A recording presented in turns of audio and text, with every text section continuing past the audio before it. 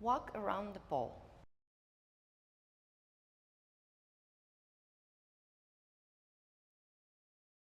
In pole, we always need to have our arms up. We're reaching for height. We're always trying to gain height because gravity constantly bringing us down. Walking around the pole is an exercise that develops a skill, muscle memory, and strength to hold the arm up over extended period of time. So if you test it on beginners and give them an assignment to walk around the pole, you will notice that somewhere on the second circle,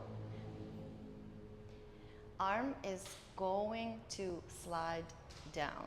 Another test you can do, just bring the arm up and stay there and see how long it's going to take before you get tired. So technically it is a very important exercise. Second skill that is being developed with this exercise is students' awareness of their body location in relationship to the pole. If I'm next to the pole like this, I'm next to the pole. This is also I'm next to the pole. And this is I'm next to the pole. So anywhere I am next to the pole, but where is it exactly am I next to the pole? In order to have a system that is understandable by everyone who is talking about pole, we use face of a clock approach. If I take the clock from the wall and put it down on the floor and imagine it at the bottom of the pole, this will be 9 o'clock. It means that my right arm is next to the pole. It is inside arm.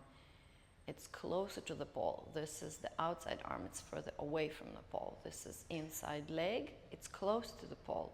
This is outside leg. It's further away from the pole. At 12 o'clock, in front of the pole, with my back facing the pole, there will be no inside or outside. It's just going to be 12 o'clock facing the audience. 12 o'clock facing back wall. You are the audience. The wall behind me is back wall. I am at 12 o'clock. On this side of the pole, how do we define this side of the pole? Face of a clock, imagine it down at the bottom. This is 3 o'clock. My inside arm is my left arm.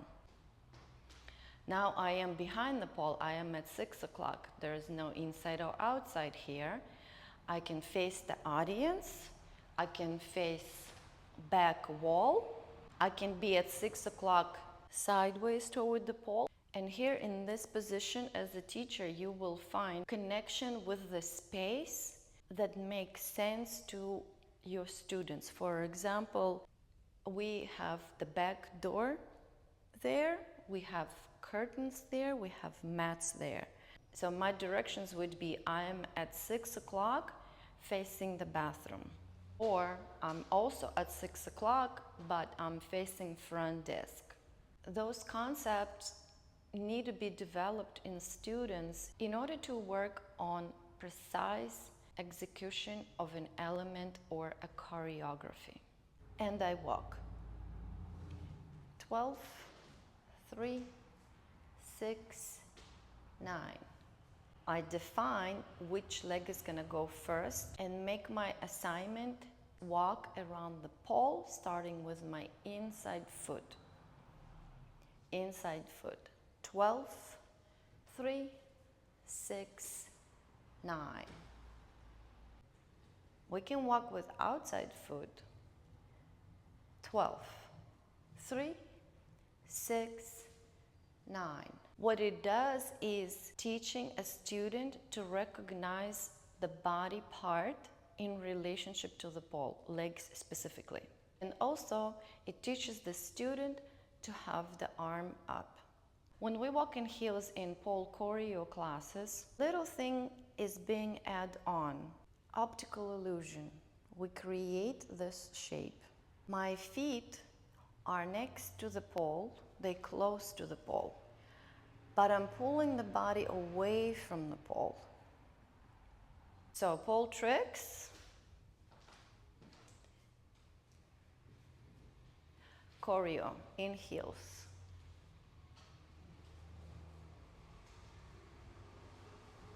Same walk, right, left, inside, outside, right leg, right, left, 12, 3, 6, 9, 12, 3, 6, 9.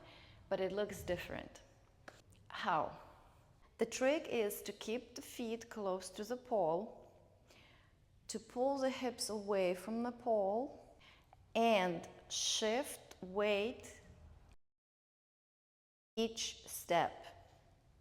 I'm sinking my weight in the hip every step I take. Feet next to the pole, lean away. My weight is in one foot. I'm sinking my weight in my hip. I take a step, I shift the weight. This leg is free. I take a step, I shift weight. I take a step, I shift weight. You can also think, stick the thigh out, stick the thigh out.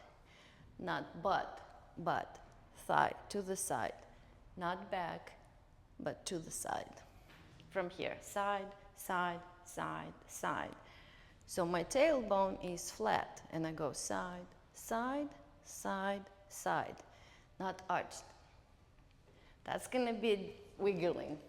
If I don't bring my feet close to the pole, my walk is gonna look different. My step is gonna be already longer, bigger, because I have to step further. And it becomes a little bit of a ostrich-looking walk, because I have to reach far. And I lift the foot to reach far, plus I have the shoes. It's going to be a different type of walk. For pole choreo, we want feet close, small steps. Naturally, if the feet are close to the pole, steps are going to be smaller. Pull away from the pole, that arm is going to have to work really hard. And we walk. Shift, shift, shift. Back foot is dragging. Step, drag the toe. Step, drag the toe, drag the toe. And final and very important aspect of our walk is our eye contact. I don't want to look down as I walk around the pole. I don't have eye contact with my audience. I also don't look confident, and I'm not aware of the surroundings because my gaze is pointed down. My vision is limited here. Why does it happen? At first, it happens because people trying to find number 12 on the floor. Second reason, students may be simply shy. They never walked in heels before, and so on and so forth. If we look at this movement from the technical standpoint, we do not need to look down in order to execute walking. It is physically not necessary to look down in order to walk. So simply, it's just a habit that needs to be developed in a student who just started pole dancing. And this is why we walk around the pole.